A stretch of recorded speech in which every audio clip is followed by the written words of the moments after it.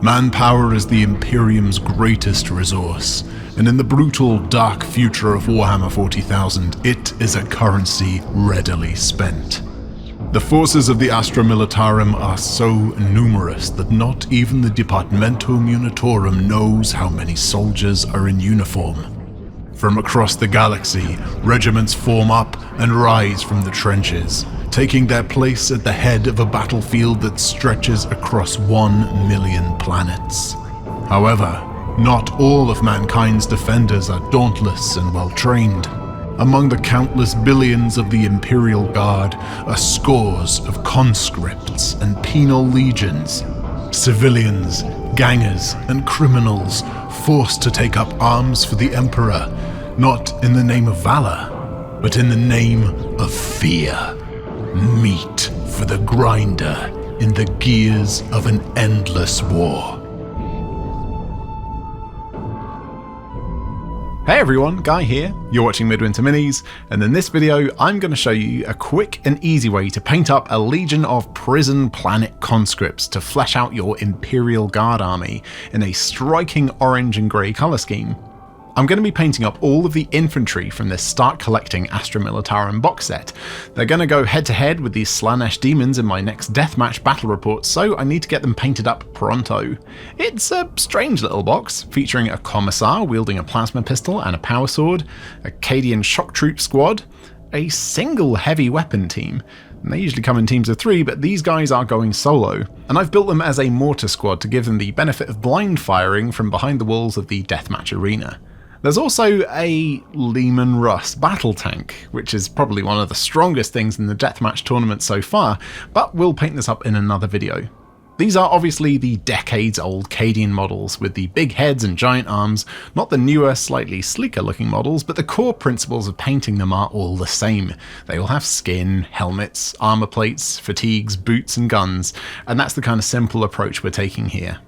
For ease of painting, I'm going to paint the models separately from their bases. Just a dot of super glue will hold them nice and tight on these little plastic cups, and they'll snap off easily when we need them to. For the bases, I used some Vallejo texture paste, added a few chunks of cork, and sprinkled with a bit of sand. For now, let's get everything primed white. We want to paint the fatigues orange, and orange is a notoriously tricky colour to paint easily, so we're going to start with white to give ourselves the best shot at success. Now, with traditional model acrylic paints, oranges tend to be ridiculously transparent and require 3, 4, sometimes even 5 thin coats to get decent opaque coverage, even over white. So instead, I'm going to try out the new Army Painter Speedpaint range. This is the version 2 release, and I'll see how they perform. Now, this is really important. This isn't sponsored content. Army Painter don't know I'm using their paints in this video, no paint company pays me, I don't have any vested interest in any particular brand, and as you've seen in my videos, I use a mix of Citadel, Vallejo, Cote d'Arms, AK, Army Painter, Green Stuff World, and even TT Combat. Everything has its positives and negatives, and I'm going to give you my absolute 100% honest opinion on speed paints in this video, from the good to the not so good. Just FYI, Army Painter's speed paints work in a similar way to Citadel's contrast paint line. So instead of going on like a uniform coat, they have a different consistency, more viscous, slightly gel-like, and the idea is that you can slap them on over a light base coat, and they not only stain the surface of whatever you've painted, but also pull themselves into the recesses and texture to create a darker colour in the shadows. It also pulls away from especially sharp edges, giving the illusion of basic highlights too. So with that knowledge fresh in your minds, let's see how they perform on the bases for some quick reference. I chose a few earth tones and applied them. Ochre clay, brownish decay, warrior skin, gunner camo, bony matter, that one's quite nice, satchel brown, noble skin, burnt moss, desolate brown, ashen stone, and ghoul green, why not? Okay, I think having a mix of bony matter and warrior skin on the actual earth, and then painting the rocks with ash and stone would work pretty well. I quickly reprimed the bases and did exactly that, letting the two earthy colours mix a bit on the surface. Now, I'm not thinning the speed paints at all here. The set does come with a bottle of speed paint medium to thin things down and make colours less intense while still retaining the recess hugging properties, and maybe we'll use some later. Anyway, yeah, they look really nice. Mostly very matte too, only in the deepest recesses where it pooled most thickly is where any hint of a slightly satin shine comes through. There's a nice variance of colour intensity and contrast here, but to give the sandy texture a bit of a lift, I added a quick dry brush of Vallejo's Pale Sand. This is totally optional obviously, but I think it makes a worthwhile difference for the extra minute it'll take you. Now, because these speed paints really need a light, preferably white colour under them, I base coated the rocks and stones again with AK White, and once that was dry I applied Ashen Stone to them. While I left those to dry, let's see what oranges this range has to offer. I picked out a few that looked like they could do something interesting: Aged Hide, Peachy Flesh, Nuclear Sunrise, and Fire Drake, and painted a few of the boots on the models to see what they look like. I think Nuclear Sunrise is definitely my favourite, but the highlight areas where the speed paint has pulled away look a little bit pale and desaturated, so I wonder if it would look better if we maybe gave things a coat of yellow first, and then orange or maybe even red over the top. Before we do that, can I just take a minute to acknowledge the fact that Cadian shock troops are definitely wearing Uggs. Now this version 2 set has two pretty decent yellows. Maize Yellow is nice and vibrant, and Ancient Honey has a slightly warmer, richer tone. I was having a pretty good time with these paints up until this point, and then disaster struck. Yes, that's a whole bottle spilled on my palette. How did this happen? Aren't they in dropper bottles? Well, yes, they are, and dropper bottles are almost impossible to spill. But to help shake up and mix your paints in the bottle, Army Painter kindly put in little metal mixing balls to agitate as you shake. However, if you, like me, hold your droppers upside down to squeeze out the paint, the ball can get stuck in the nozzle. You squeeze a bit too hard, and the nozzle pops off, and all the paint explodes everywhere. So here's a useful tip. If you're using these paints, don't hold it upside down to get the paint out. Tilt them to the side so the ball doesn't block the nozzle. I'm Guy, you're watching Midwinter Minis, and I'll make all the mistakes so you don't have to. Anyway, that mess sorted out, kind of, I realised that Nuclear Sunrise actually has really tiny dark spots in the paint. And yeah, you can see it where I painted the boots, now it's totally dry too, so maybe I won't use this particular colour. After experimenting with the yellow undercoats and different oranges and reds, I felt that undercoating with Ancient Honey and then layering bright red over the top of it when it was dry gave it the best super saturated, almost day glow looking orange effect. So I repainted all the boots white again to start painting properly. I gave all of the models' fatigues a coat of Ancient Honey, and then I thinned down that bright red with an equal quantity of the Speed Paint medium. As I said earlier, this should make the colour less intense without changing the properties of the paint too much. Yeah, it's going on nicely. The key here is to not overwork the paint when you're painting over a previous colour, because all paints like this, even Citadel's contrast paint, will reactivate when wet. So you don't want to agitate them too much with the brush, just a quick coat and move on, and let the paint do its thing. Don't push it around too much. Once the red dried over the yellow, I rebased the armour panels, weapons, hands and faces with white, ready for the next colour. I quite like the look of the colour Occultist Cloak for the armour plates and boots, so quite carefully applied this to the models. Because it'll be a real pain to rebase with white and double layer a yellow and a red to fix any mistakes on the orange, I was particularly careful around the border of the fatigues. Yeah, I mean, it looks good. Speed paints and contrast paints tend to not perform that well on armour panels and smooth surfaces, leaving blotchy marks behind, but considering the speed of application, the results aren't terrible. I fixed a few details with white again, like the Aquillas on the helmets and their faces, ready for the next steps. Now, one of the most interesting things about the second wave of speed paints is that they have metallics too. A gold, a bronze, and a silver.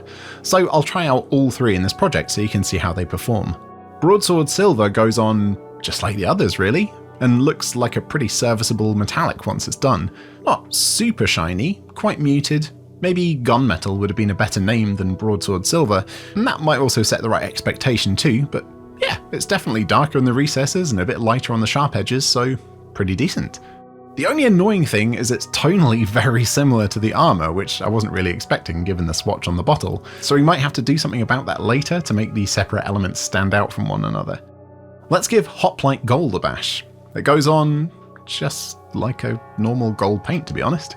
In fact, it doesn't really have a similar behaviour to the other paints here. It doesn't seem to go much darker in the recesses or have lighter highlights. It's just a pretty good, useful gold paint. Nice and rich, and covers well over light and dark base coats. Bit of an odd one for this set, I suppose. Talos Bronze is, yeah, it's pretty decent. It behaves like the silver in the other speed paints rather than the gold. It dries with a slightly desaturated look over a white base coat though, but it makes it visually distinct from the gold, so that's a plus. Onto the skin now, and one of the most useful applications of this kind of one-step paint is that it works really well on small amounts of skin, which ordinarily would require a base layer, a shade, and maybe 1 or 2 highlights to get looking decent.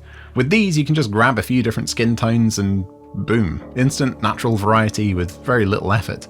I also gave the sergeant's hair an extra coat of peachy flesh to give him a browny, gingery mop. I used Grim Black on the flame as fuel pipe, and I liked it so much I got a bit too cocky and thought it might work well for more precise details on the soldiers' faces, but no, it makes them look like disfigured mutants. Let's just repaint that face entirely and pretend it didn't happen. I did, however, thin that black down a little and use it to glaze over the belts and harnesses, and also carve out a little bit more contrast by adding a fine line to the crease of the flaps on the tunics. Okay, let's snap them off, stick them to the bases and see what they look like. A couple of quick coats of Steel Legion Drab on the rims. You do need a traditional paint for rims really for the uniform opacity. And yeah, here they are. Some Penal Legion conscripts painted up in no time at all using pretty much exclusively the second wave of Army Painter speed paints. The only exceptions here are the white for the base coating, a bit of pale sand to add texture to the bases, and a mid-brown for the rims. And they look fine, very serviceable, especially the fatigues. As I expected, the areas that let the look down are the flat armor panels. But if you just wanted to get some guard painted up fast and ready for the table, these paints are up to the task. I want these to look great in my battle report video though, so I'm going to add a few simple extra steps to make them a bit more visually striking. I mixed in a bit of Citadel Eshin Grey into Vallejo Neutral Grey to get a similar grey to the armour, but different enough to not blend in with the gunmetal paint, and smoothed out the blotchy looking plates on the pauldrons and helmets. The speed paint has done the lion's share of the work for us already, we're just fixing a few easy to reach areas. Next, I'll use Citadel's Fire Dragon Bright, which is ordinarily a very difficult colour to work with, but I'm just going to use it to add a few select highlights on the fatigues. It doesn't really matter that it's a very transparent paint because again, the majority of the work has been done by the speed paints, we're just adding a finishing touch. The Cadian Shock Troop transfer set, that's quite hard to say, has some barcodes on them, which will be perfect for adding to the pauldrons of these penal troopers. Chop chop, soak soak, stick stick, and once they were all dry and in place, I added a thin coat of matte varnish to knock off the shine. I also added it to the other pauldron, even though there's nothing on it, to make sure that both armor plates have a similar finish. I thinned some Satchel Brown speed paint with the speed paint medium and used it to, much more carefully this time, add some depth to the eye creases and the mouths of the faces, and also to add some darkness into the recesses of the gold elements. As I said, the gold just seems like a regular gold paint, so this will help add some contrast. Now las guns are 100% too small and fiddly to drill the barrels out in my opinion, but that grenade launcher looks a bit weird with a flat tip, so I used my wow stick to give it a wide grenade width barrel. Not too deep though, and a dab of the Grim Black paint should make it read as a deep dark hole. A few random tufts stuck onto the bases, smushed and crunched with the tweezers and snipped into less uniform shapes should make them look much more polished. And yeah, a much more photogenic bunch of shock troopers, letting the speed paints do their thing, adding colour with quick shading all in one go, but then going in and adding a few finishing touches with traditional acrylic paints is a pretty effective method for army painting. I'm still not going to give up my tried and true speed painting techniques using regular model acrylics I've shown you in all my videos so far, but it's certainly been a fun challenge. Whoa there guy, didn't you say you were going to paint all the infantry from this box? Yes I did. Let's grab this cool commissar and see how good we can get it to look just using this speed paint set, and only the regular white for base coating. Before we launch into that, a tribute to the most recent new signups on Patreon. These kind folk have gone above and beyond to support the channel and help us make hobby tips and tricks videos like this as an actual job, so I think a quick shout out is only fair. Special thanks to Emmerich Wilmart, Vijali, Eric, Kalroto, Syrawan, Tai Honzo, Will, Cy Ebb, Damien Ford, Jake M, Josh Lawrence, Destro the Lich King, Forgery, Matthew Craig, Yobamacare, MB, Douglas Pogue, Jarvis, Robert Crichton, Great Uncle Escobar, Walker, Huss Lost Hope, Pasta Boy, Donny78, Cameron Atwell, Tony McDade, Michael Pabst, Nick Ridley, Will Carrington, Steve Knievel, Rick Fries, Demolition Nicholas, David Bailey, Arsenic, Andre Bukians, Lord Ariakan, Chris Bolton, Major Waffle, Ard Nail, P.H. Lorenz, Florian McLeod, Philip Brown, John, Trajan Valoris, and Matthew Cole. Right then, Commissar, let's go. To give this model its best shot of looking awesome, I'm going to do some pre-shading using the new formula of Citadel's Nuln Oil. It stains less and darkens the recesses more, so is actually pretty useful for instantly defining the separate areas of the model and adding depth to the shadows. Now let's pimp him out good and proper and give him a purple trench coat and crimson trousers. I tested out a few of the purples and reds on the palette and decided to use Slaughter Red for the trousers and Swarm Purple for the coat. The shirt got a coat of Murder Scene, and while I waited for all that to dry, I gave the rocks he's standing on a coat of Ashen Stone to match the Penal troopers. The chain and the hilt of the power sword got a coat of Hoplite Gold, and the blade of the sword and the main section of the plasma pistol were painted with Broadsword Silver. Pimp coat time. I tidied up any accidentally coloured bits with white, and then painted the coat with Swarm Purple. Yeah, that's a really nice colour. I mixed peachy flesh and bony matter together to make a more complex colour for his face, and then, now everything on the midriff is definitely dry, I touched up the cummerbund scarfy thing with white again. Purple and green are a classic eye-popping combo, so I grabbed algae green to paint his midriff, as well as the tassels of his epaulets.